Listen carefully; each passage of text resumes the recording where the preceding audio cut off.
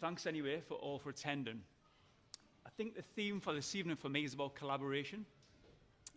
So firstly, thanks to Campus North for this amazing venue. Just out of interest, anybody not been at Campus North before? No, show, but someone right at the back there. Oh, hello, Carl. So basically 9 to 5, Monday to Friday, you can hot desk here for free Wi-Fi, so I'll certainly be taking up that offer. And Gym Plan is one of the residents. So the guys at Gym Plan, thanks very much, because the guys have sponsored the food for this evening, which, as you would imagine, is very clean, because those guys are all about melting fat and getting jacked. Is that right? Did I get that right? Yeah, okay. So what else we've got? Lee at Beam back here. So Lee's been wrestling all day with the APIs to try and get Twitter, Facebook, and YouTube Live is on at the moment. So well done, Lee. He's wandering around. We've got our resident photographer here, Gavin Forster, who might be wandering around. Gavin, you're the official Industry Angel photographer now, whether you like it or not. All right. And we've got Jack here, my wingman from Sunderland University. No booing there, Jack, at all, from Sunderland. He's going to be monitoring anything that comes through live in terms of questions and answers, so you'll be vetting those out. And feel free to share it on social media. So we've got the hashtag there going. And if you look at the profile, all our usernames will be there. Right, so we've got about 45 minutes with Andreas, then we'll be doing some Q&A. What I'll do is, when Q&A comes, I'll take the microphone out of this boom arm and I'll kind of point it at you like a sinister death ray to try and pick up a little bit of your audio. So please shout, tell me where you're from, what your name is, obviously. A little bit of a shout out for you. This will be recorded. I have pressed record. And it'll be recorded probably for next week's podcast episode as well. I think that's me. Right, let's get the show on the road. Good to go, Andreas? Yep, definitely. Okay, welcome to the December 2017 live edition of the Industry Angel.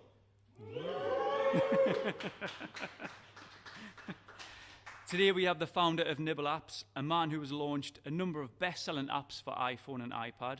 He also founded the popular blog London Cyclist that gets over 100,000 monthly visitors. A keen traveller, has visited every continent.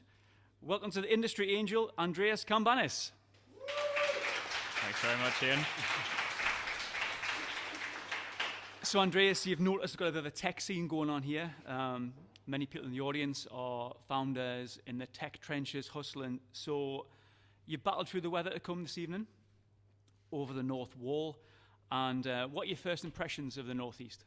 It's beautiful. We went for a walk down in the river there. The snow's out, so it's a really, really beautiful time. We're trying to slide our way around the streets, walking around Newcastle here. But yeah, great to be here. Excellent. First time here as well, yeah? It is. And not the last time, hope. No. But Andreas is a keen traveller, so you've been to every continent? Yeah. A friend of mine suggested a couple of years back that we start off in Vancouver in Canada and then travel all the way down to Antarctica. I thought that sounded like a good idea. Go down the world rather than around the world kind of thing. Was it a good idea? Yeah, it was great. It was a nice, it was a year and a half and been away sort of thing and really, really enjoyed it. Really recommend it to everybody if they can take their business on the road kind of thing. Oh, right. Okay, so you were in business whilst you were traveling? Yeah, right. I actually started the business while we were traveling. So when we landed in Vancouver, we went to a conference for this entrepreneurial group that I'm in. And it was like 3 days of skiing and then also a bit of sort of networking and all that sort of stuff. And it was there that I actually met a guy that had a very popular podcast talking about a podcast called Fat Burning Man. It was all about unrelated. He sort of told me that they had all these ebooks with paleo recipes that were selling really well on Amazon. I said, "Oh man, you should make an app. You should make a recipe app." And he was like, "Yeah, probably should, but don't know the first thing." And I was like, "Okay, well, we could build that for you." And so that ended up starting the business. Was that chance meeting with somebody and sort of. So when you said we, was it the royal we? Did you think I'll just say we and then I'll sort it out later on, or was there a team already? Yeah, so I'd sort of not that anybody here would do anything like that. Just It was it was a very vague Wii at the time, but we'd sort of played around and started doing a couple of apps, and the first app that we ever did was one called Bike Doctor that sort of gave you instructions how to maintain your bike. So I was like, well, how different is a recipe app really from an app that's teaching you how to repair your bike? It's still a set of instructions, there's still a picture and so forth.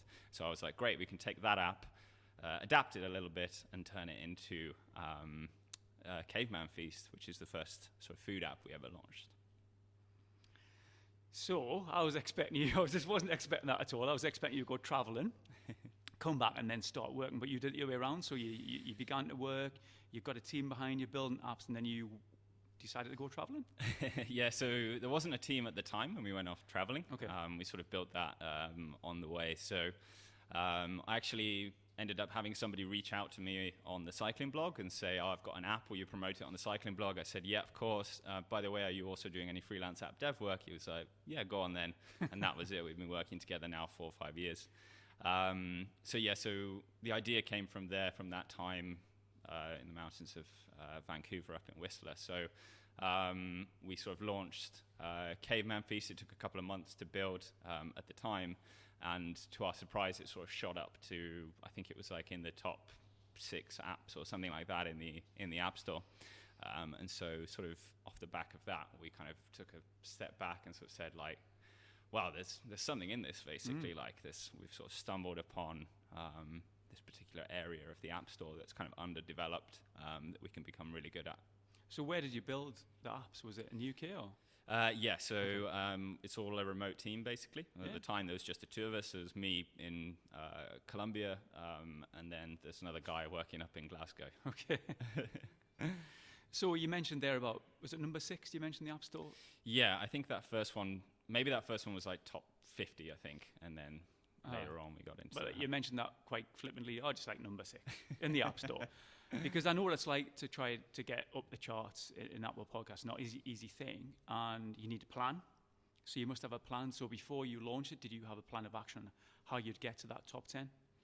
Yeah, definitely. So one of the core things is obviously if you're going to launch an app, you're either going to need to have a very large sum of money for marketing, or you're going to need to have maybe a pre-existing audience there. Mm-hmm. So because we didn't have a bucket load of money, unfortunately, we sort of ended up piggybacking off the audience of the podcast and of the sort of blog and all the associated sort of accounts of this sort of fat-burning man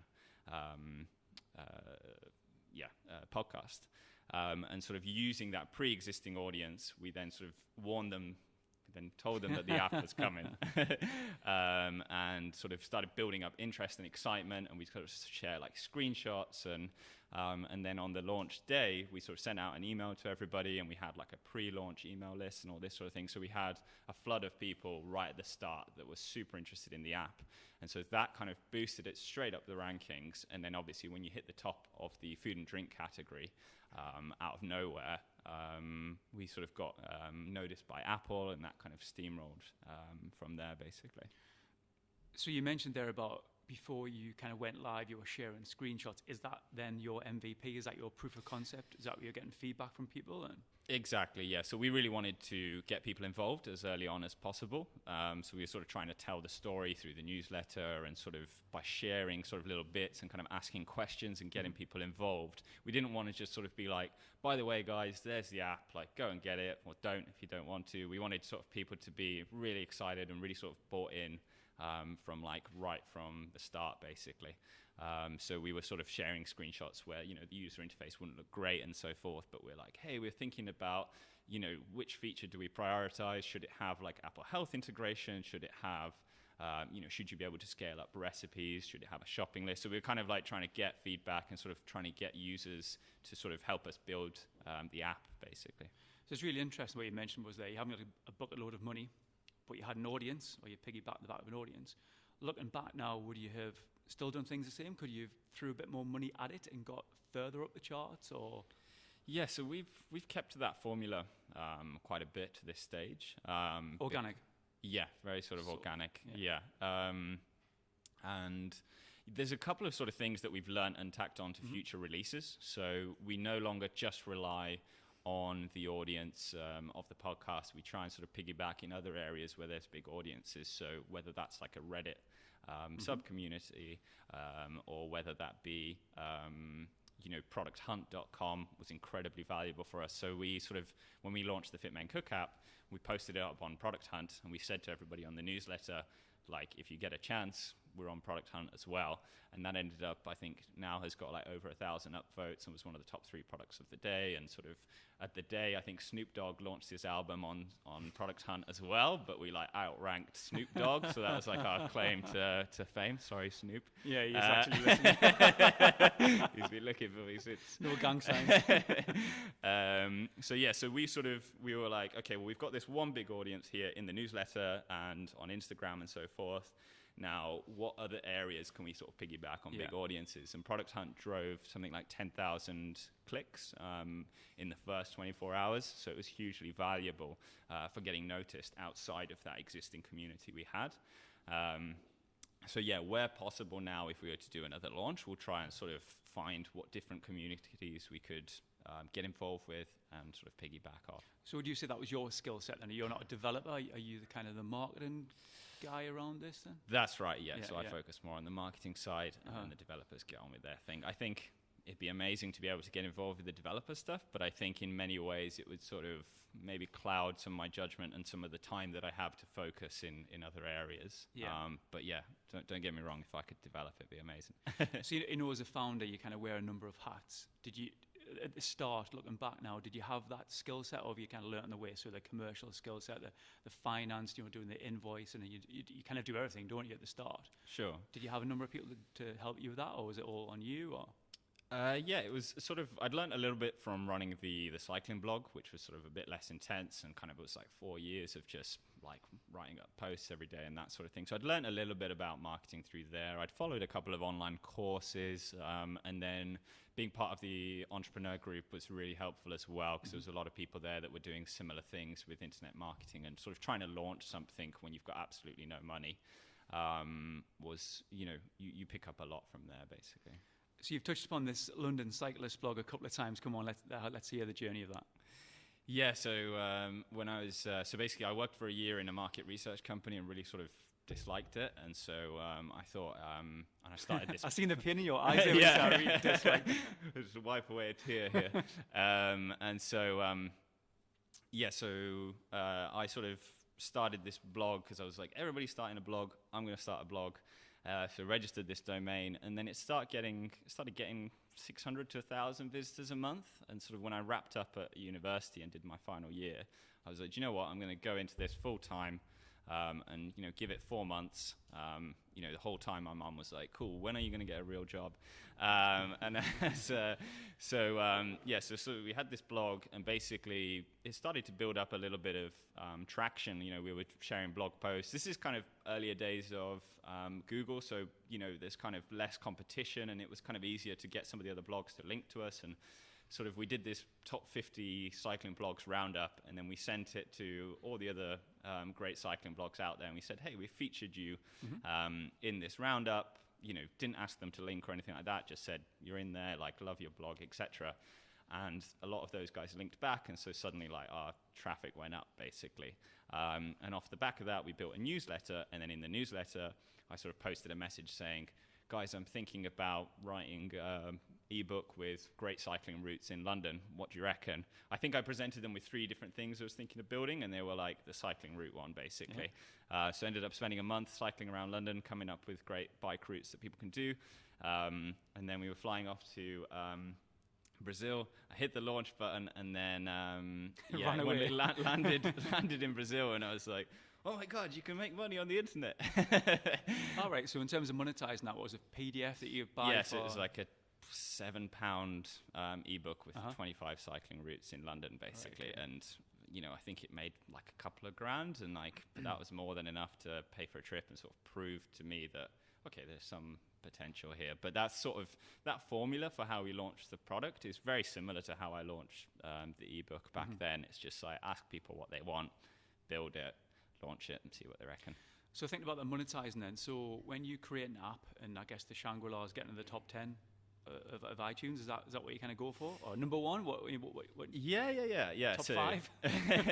yeah. So like, like number one food and drink app in the US is like a great place to be. And then in the overall charts, we were, I think, with Fit Men Cook, we got to top 6, which we were really chuffed with. So monetizing that, then, do you have to stay in the charts for a length of time for it to actually start making money? Because I mean, you could be in the charts number one for a week and then nothing. So you've got to be, I guess it must be sustained. Yeah, definitely. So I think with with K-Man Feast, we more or less, because we spent a couple of months building it, just the two of us.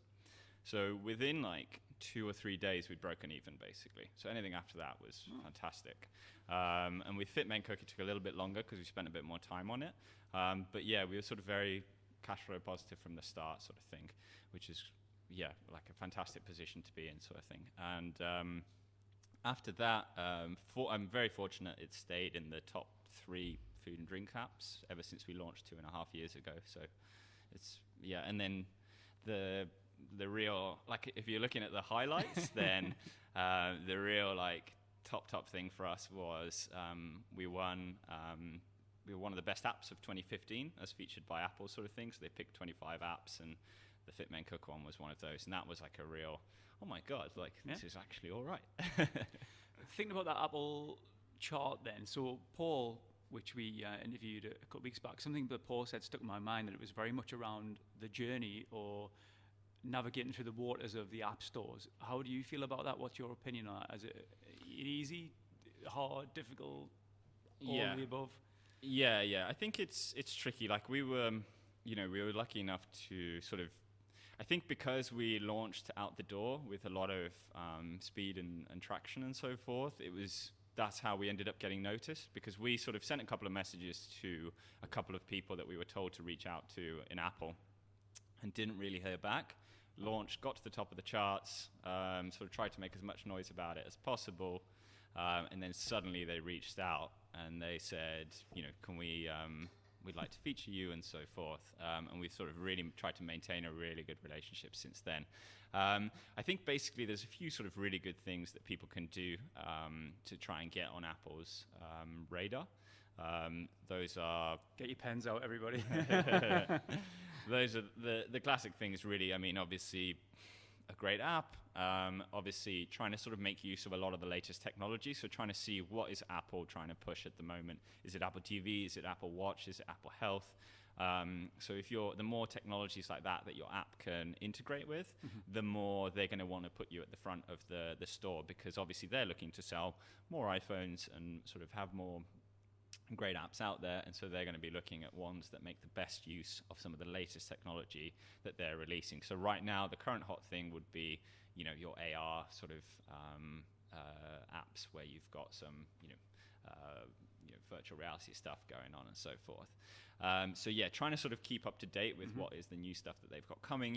A lot of times they announce this stuff at the developer conference, so really trying to sort of be on top of that.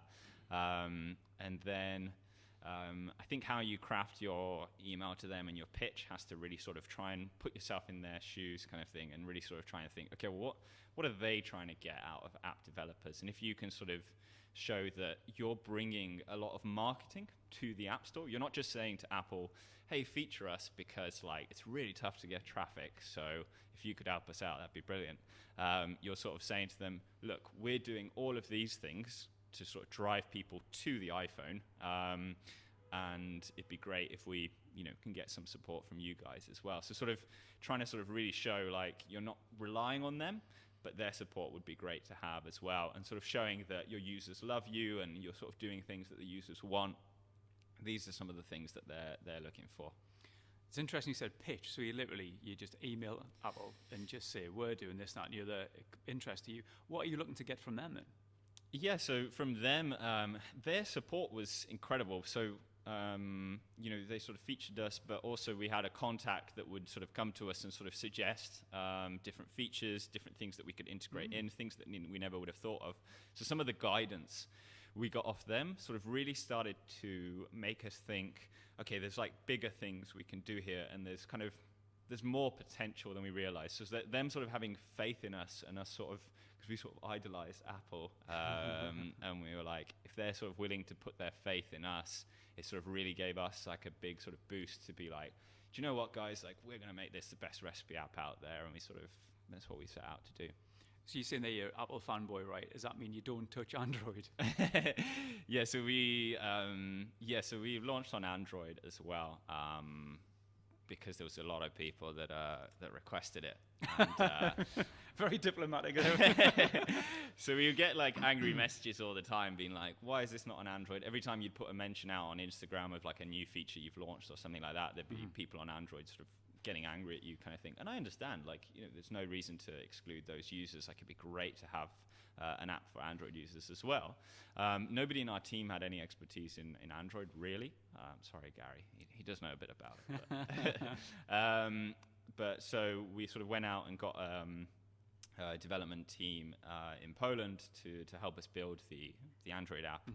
And then we went with a slightly different monetization model. So, it's quite easy to pirate an app on Android. So we were like, what we're going to do is we're going to have a free app and then a paid in-app purchase to get rid of the adverts and to unlock a couple of extra features kind of thing. So like a really soft sell, basically. We're like, you know what? We're going to put it out there. People are going to love it that much that they're going to do the in-app purchase. And we ended up generating about 1/10 of the revenue of the iPhone app. Right. So did it wash its own face in terms of the dev work in Poland? Did it I think it has now, Okay. but it took a long time Right. to pay back that initial cost, basically. So it's really difficult because we get emails from the Android users all the time sort of saying, hey guys, like, where's the meal plan feature? Where's XYZ feature? Like, I used to have this on my iPhone, but now I've got it on my Android. So like, why doesn't it not have the same thing? Obviously, a user doesn't understand, like, you've got to develop these things separately. And you it just costs say, thousands get of an dollars. iPhone. Yeah. That's what Mr. Fitbit Cook says, but yeah, we're sort of more diplomatic with our answers.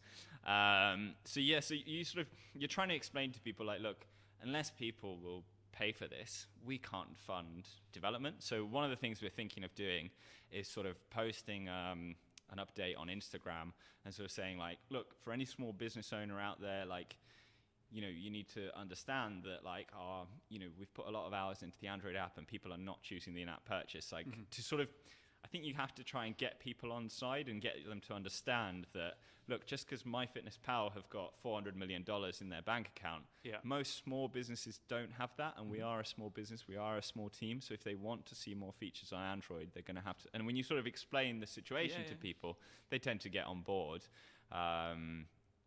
So it's sort of up to us to do a better job, I guess, of selling the Android app. Yeah. You mentioned Poland there. I was really interested. So how does that start? How do you evaluate a dev team remotely? Did you go over there? Had you heard good things about them? Or? It was as simple as a friend of mine had used them for a couple of years and was really thrilled with them. I went to catch up with my friend over in Poland, and he was like, you should come in and meet them. And they're really, really sound, really nice guys. And they sort of had, I don't know, like 50 to 100 devs or something that are just sort of sat there, and you can hire them. So we ended up outsourcing some of the development there to Poland through a recommendation from a friend. You can shop around, but it's very tricky to tell who's good or not. So obviously the best thing is to get a recommendation. The other thing that we have done previously when hiring somebody is to sort of give them a basic task, like, build this watch app or whatever, and see how they perform on that. But it's still not a perfect process. Hiring is very tricky. So what about your team? How many is in your team? Do you mind saying? There's 4 of us. 4 strong. So what does that look like in terms of your development? Building your strengths up. Have you got a strategy on what you need to do to scale up, to train the guys, or? Yeah. I think. I mean, there's 2 guys that are sort of very good at the iOS development stuff, and there's one guy that kind of takes more of a focus on running the Android side of things, and also a lot of the data stuff, because it's quite data intensive, like running all the recipe apps and so forth. And he sort of jumps in different areas. So I try and sort of, as much as possible, I try and keep the projects quite varied so that they're always learning different skills, and we're always sort of taking on new challenges and so forth. Yeah. Of course, if somebody was to say, would you like another 4 developers, I'd snap them up right on the spot, sort of thing, because it'd be great to be able to move faster. But right now, that's the team that we formed, and they're a really, really great team. Like we sort of try and meet up every 2 or 3 months, be it Dublin or Glasgow or wherever. And those catch-ups are absolutely crucial because we sort of talk about the future releases and we sort of get everybody's opinion, because I think the worst thing to be would be to sort of say to them, I've had to think about this and I think we should do this. I'd much rather sort of say, look guys, like these are sort of 5 possible priorities, like what do you reckon we should sort of go after first, basically. So it's great to kind of have them work. So you've got a team, 4 or 5 years. Is somebody the CEO, or somebody got the deciding vote on what happens, or is it a collective? Yeah, I wouldn't want to put my foot down and sort of be like, no, you're all wrong. I think we're lucky because for the most part we mostly we come to a lot of the same understandings based on what the users are telling us. So like a lot of the decisions we make are so sort of user-led that there isn't really much to disagree about, because we're like, look guys, 10% of people told us they want keto, so like there's no kind of arguing with the numbers basically. We work really well. There's kind of not too much of an official sort of you're ahead of this, you're ahead of that. It's quite relaxed, which you can do when you're a small team. Sure. You mentioned there about kind of growing organically, but then you also said I'd love 4 new developers. So is this, you're smiling now, is this a kind of quandary that you're in? Do you scale up, do you take investment and grow the team, or do you continue the way? Yeah, definitely. And I think that was one of, a really big reason to come here to Newcastle and to meet Paul from the Gym Plan app, is to sort of understand some of the route that they've gone down and sort of understanding investment and what that means. So it's still very much a grey area for us, because we've always been happy to kind of grow organically and so forth. But it's definitely an area I'm considering now, because the problem you've got is you've got all these users that are kind of making a lot of these requests for stuff they want the app to do, and you see the potential there, but you can only move at a certain speed if you've got the team and the revenue that you've got. So it's always a temptation, but obviously at the same time, it's working really well. So you'd have to really think through if you're going to make a change, basically. So would you then look to do another app then? So you've got this app working now. You mentioned about AR, AI, you've got all these good things going on in your head. Is it time to look at another challenge? Is it something going on? Yeah, so we built Fitmen Cook, and we were sort of running that and adding features for about 1.5 years, and it kind of got to a point where we were getting a lot of feedback about the meal planner, and so we thought, okay, there's something here. There's something that users want. We're not quite providing at the moment. We don't fully understand what they want. And so we put out a survey, and we got, I think, like 2,000 responses. And it was sort of saying to people, okay, well, what's your biggest challenge? Is it the food aspect? Is it the working out? And sort of overwhelmingly, people told us, look, the food thing is really tough. Like 80% of our audience told us the food component they're really struggling with. Which makes sense, because a lot of our audience was built through the Fitmen Cook app and so forth. So we were like, okay, we're going to zero in on that, and we're going to try and build something that actually gives you meal plans as opposed to just recipes. So we wanted to sort of take a lot of the process out of things for people. So at the moment, if you're going to set out and you're like, I want to lose weight, I want to put on muscle, whatever your goal is, all of them things? All those right now would be great, yeah. So what we would do is we were like, great, so we're going to take a lot of the planning that's required, so you don't have to think about, well, how many calories should I be eating? What meals should I be having? What food should I be having? So we wanted to take a lot of that kind of thought process out. And so we built an app called Meal Prep Pro, and that took 9 months to build. And we launched that about 3 or 4 months ago. And that was a very different business model, because we started just giving people, it was a subscription. So it's like a free trial app. And then you pay a subscription afterwards if you want to keep getting these fresh meal plans every week. So that was kind of, like a very new challenge for us, because in terms of complexity, it was many degrees higher than what we were attempting to do with Fitmen Cook. So again, that was another one of these ideas that just purely came out of listening to users and then putting a survey out and trying to discover, okay, what are you really struggling with? And then building an app that caters around that. Right the way through this conversation, you've mentioned that you've been speaking to users and surveys. So, can you tell us a little bit about how that looks? You've got an email list, or you've got a bunch of users. How do you do it? Yeah, so we've got an email list, and then you start to get a sense of what people want, because you have on the you start to get a sense of what people want because you've got your support forum. So people are sending us support emails and they're saying, hey, I love the meal plans, but could you do it with 40% protein, 30% carbs, whatever? So we start to sort of get a sort of sense through the support channels that we have, what people are looking for. So I spend a lot of time in the support channels, and one of the other guys spends a lot of time in the support channels, and we try and sort of respond to all messages within like 5 or 6 hours, basically. So we're sort of always trying to listen from there, and those are where some of the initial signals come from.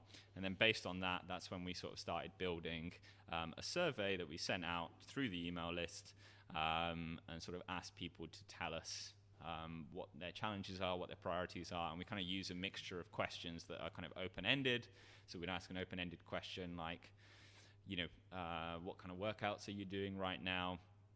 Are you looking to lose? And then some of the sort of other questions would be like, are you looking to lose weight or gain muscle? So we can start to gain an understanding and what sort of diet do people want to follow. So we sort of gained an understanding of, okay, around 1% of people are vegan, 2% are vegetarian, so you start to sort of really try and build up an image.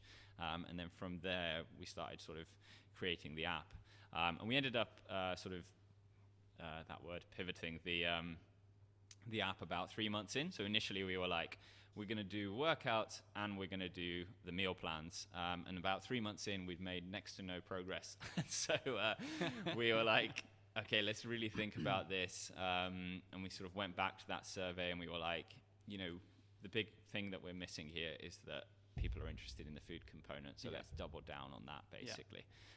So it was tricky, and it was like that was probably the most nervous I'd been, was like flying up to getting the train up to Glasgow to have a chat with the guys, got everybody together, and to sort of sit down and say, look guys, I know we've been building this for 3 months, but I actually think we should build this. And so I had to really sort of think through how I kind of presented that. So that was quite a nerve-wracking time in the business, because you're like, if they turned around and said, oh no, you idiot, like we should definitely focus on the workout part, I'd be like, damn. So yeah, it's you got to be ready to make a big change like that based on what your users well, I think you've like stayed in your lane as well, so you know what you're good at, so then just double down and do it really well. Definitely. So that's all amazing, and I love the feedback you're getting. But my mind was suddenly saying, like, what's the stats, if you don't mind putting you on the spot? So you send out, 100 surveys, 1,000 surveys. What percentage do you get back? Yeah, so we got 2,000 responses. Wow. That would be maybe like 1 in 20 people on the newsletter or something like that. I'm not quite sure what the newsletter subscription stats are lately, but I think we get around 25 to 30% open rate. So really, really an incredible response. Good. Like clearly people wanted us to understand their problems. Those things are absolutely crucial. And I mean, they can take a lot of different forms. It doesn't have to be a survey. It can just be like, just reply to this email. We read every single email, that sort of thing. So it doesn't matter which form it takes, but for us, the surveys worked really well. So your users, so when you talk about customer avatars and buying personas, do you know what your average demographic is? Is it? No, not really, no. So you don't know who's using it at the end of the, do you know? So you've got some analytics through Facebook and so forth, so you can tell it's like 60% male, 40% female. So we can tell some of those things. We know that most of our users are based in America, and then the UK is the second biggest market. Yeah. So we know some of those things, but I must admit, on the kind of statistical, analytical side, it's probably a weakness in the business. Okay. And do you think that would help the business at all? I mean, there's no point in measuring it if you're not going to do anything with it, or... Exactly, yeah. So we sort of look at it from the perspective of, okay, well, we can look at those numbers every single day, but unless we're going to take some action on them, what's the point, sort of thing. So, it's something we want to get better at. And again, coming up here to meet Paul, I've really seen like how much better we could be at that, because they're sort of miles ahead of us in that sense. Wow. So slip me £100 later. Yeah. Excellent. So there's a lot to learn. The problem is you're a small team, right? You're 4 people. Yeah. There's a real limit on your time. Sure. We were sort of going full pelt on development of Meal Prep Pro.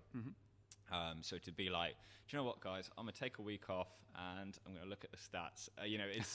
It's unrealistic. But that we're definitely at that point now when we really need to that needs to become a serious part of the business that we really look at, because we want to start running, advertising campaigns and so forth. So it'd be very silly for us to start spending thousands of dollars on advertising unless we had a really, really clear understanding of, okay, well, how many people look at the App Store page? How many convert?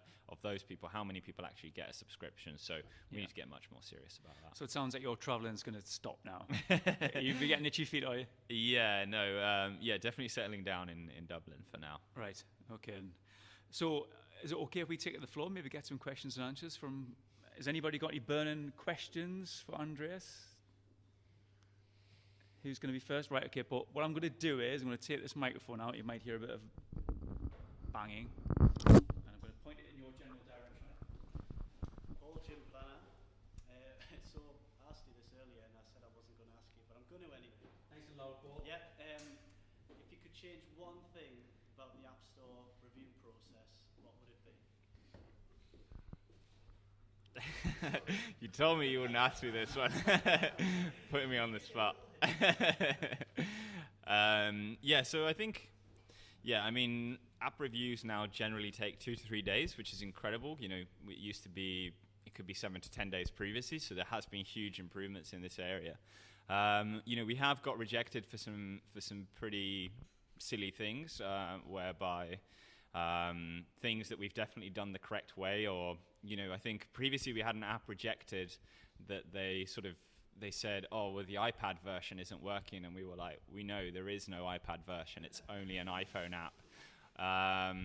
There's a couple of those, but I think it's a shame, because obviously you're trying to get stuff out to the users as fast as possible, so it can be frustrating when you get rejected for something arbitrary. And obviously you've made promises to the users that you're going to have something ready by a certain date, and then Apple comes in, rejects the app, and you're like, I'm really sorry, obviously improving some of that review process, and maybe some of the things that perhaps are quite preventable would be incredible. Is that diplomatic enough for you? Yeah. Does anybody else have a question? Yes, sir, at the back with an amazing beard. You have beard envy, but carry on. You mentioned with the meal plan app, you switched to a subscription model. What did you base the value of the subscription on for your users? Yeah, definitely. So we basically more or less looked at what else was out on the market, and we priced it accordingly. Basically, there wasn't a lot of hard science, definitely. So I'm not gonna sell you a lie on that. But I think looking and seeing what else was out there, trying to make a decision of what we thought was fair, and then coming up with a nice discount for people on the yearly subscription to try and tie people in long term. So nothing too scientific. Is it? Nice and loud. I'm Dylan from Nebula Labs. It's amazing to hear your story of a string of successes, but have you had any failures so far? And if so, what have you learned from them? So any sort of successes and any failures kind of thing? Yeah. So one of our... it's rude to call it a failure. So basically we, for a while after Fit Men Cook, we were like, you know what, I think at some point we had 5 of the top 10 recipe apps in the US. So we were like, let's be 10 of the top 10. That was as far as our sort of brilliant thinking went to future business plans. And so we approached a couple more bloggers that had some great content, and we came across this amazing vegetarian blog that had just the most sensational pictures. I've no idea how they do it. And we approached them, and they said yes, and we launched this app, and it it just didn't take off. The sales were really poor, and we'd put a ton of effort into making it look as great as possible and all this sort of thing. And so we were really confused about that. And so we kind of came away and we realized When it comes to recipe apps, I think a lot of people are looking for something that combines like the health aspect with great recipes. So if somebody wants like amazing looking vegetarian recipes, they're going to go out and they're going to buy the physical cookbook, because there's such a joy in like owning the physical cookbook. So if you're going to do a recipe app, it'd be a great idea to also offer the health benefit as well.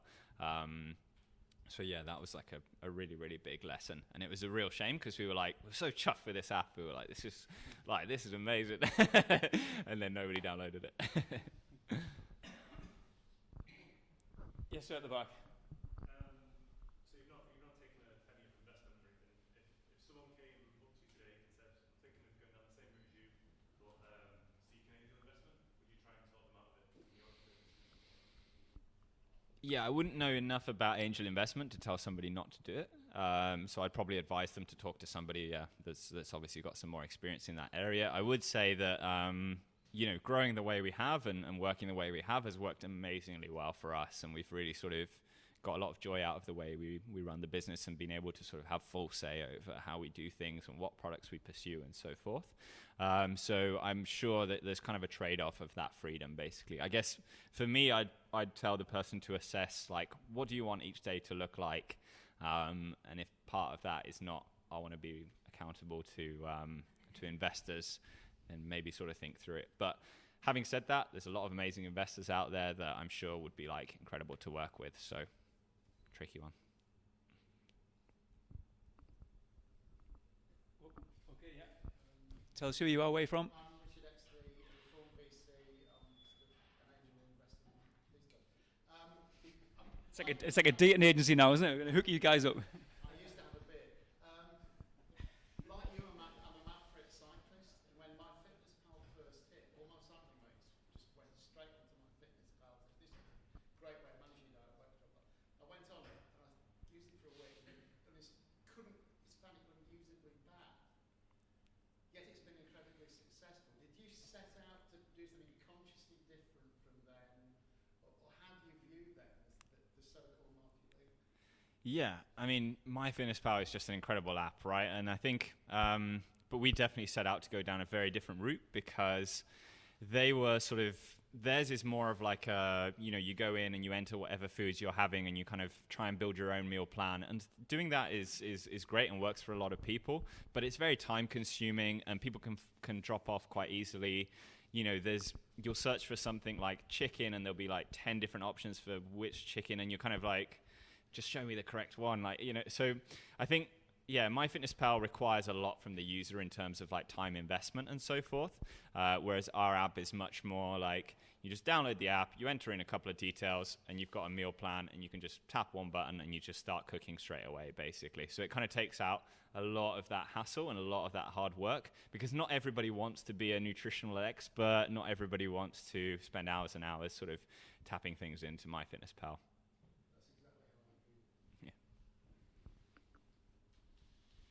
Yes, Carl. Carl from Urban River. Excuse me. How much of what you do has been ruled by your head, and how much has been ruled by your heart? That's an interesting question, yeah.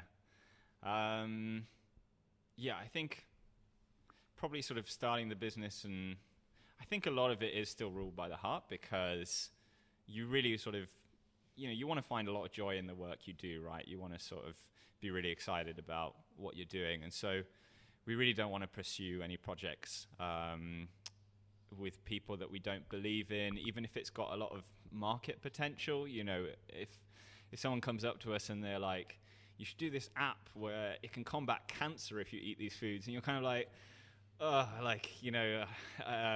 yeah, so you really sort of, you have to be very sort of, what are your values, and what do you want each work day to look like, and therefore who do you want to be working with day to day, basically. So that's kind of more the head aspect, the heart aspect, I suppose.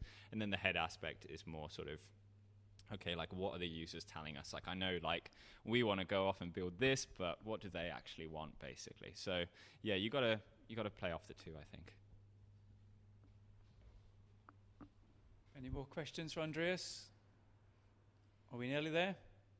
Right, excellent. Okay, well, it just leaves me to say thank you very much to Campus North for hosting us this evening. Thanks very much to Gym Plan for organisation and the food, which we can smell. And thanks to Andreas. Thanks very much.